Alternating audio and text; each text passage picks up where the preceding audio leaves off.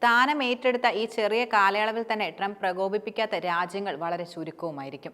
ഏറ്റവും അവസാനമായി ട്രംപിന്റെ ഇരയായ രാജ്യം കൊളംബിയയായിരുന്നു. മറ്റൊരു ശ്രദ്ധേയമായ കാര്യം അമേരിക്കയുടെ ഏറ്റവും അടുത്ത സഖ്യകക്ഷികളിൽ ഒരാൾ കൂടിയാണ് കൊളംബിയ എന്നതാണ്.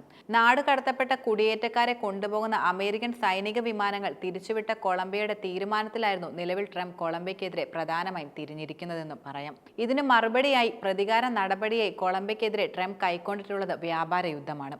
കൊളംബിയ അമേരിക്കയോട് പ്രധാനമായും ആവശ്യപ്പെട്ടിരിക്കുന്ന കൊളംബിയൻ അഭയാർത്ഥികളെ ചെങ്ങലക്കിട്ട് അമേരിക്കൻ പട്ടാള വിമാനങ്ങളിൽ കൊണ്ട് തള്ളാതെ മനുഷ്യത്വപരമായി സിവിലിയൻ വിമാനങ്ങളിൽ കയറ്റി അയക്കണമെന്നായിരുന്നു. എന്നാൽ കൊളംബിയയുടെ ഈ നിലപാട് ട്രംപിന് ഒട്ടും തന്നെ ഇഷ്ടപ്പെടുന്നില്ല. ഇതിനെ തുടർന്ന് കൊളംബിയയ്ക്ക് മേൽ നിരവധി താരിഫുകളും ഉപരോധങ്ങളും ഏർപ്പെടുത്താൻ തന്റെ ഭരണകൂടത്തിന് ഉടനടി നിർദ്ദേശം നൽകുകയും ചെയ്തു. കൊളംബിയയിൽ നിന്നുള്ള എല്ലാ ഇറക്കുമതികൾക്കും അടിയന്തരമായി 25% താരിഫ് ഏർപ്പെടുത്തുമെന്നാണ് പുറത്തുവരുന്ന വിവരങ്ങൾ സൂചിപ്പിക്കുന്നത്. ഒരാഴ്ചയ്ക്കുള്ളിൽ അത് 50% ഉയർത്തുകയും ചെയ്യുമെന്നും അമേരിക്ക നിലവിൽ അറിയിച്ചിട്ടുണ്ട്.